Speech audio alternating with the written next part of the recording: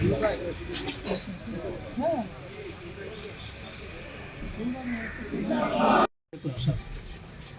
সমাজ ভাইরা, আল্লাহ শুকরিয়া আদায় করে বলছি যে আল্লাহ আমাদেরকে তৌফিক দিয়েছে। আজকে আমরা জমা দিলাম, ইনশাল্লাহ মাঠে ময়দানে আমরা থাকবো।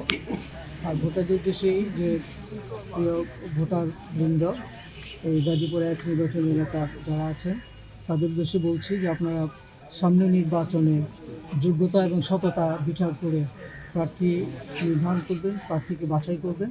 আশা করি যে আপনারা ঠকবেন না।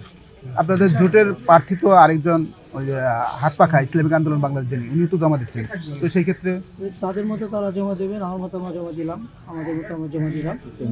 এটা কেন্দ্রীয় সিদ্ধান্তের আলোকে পরবর্তী সময় যেটা হবে সেটা হবে।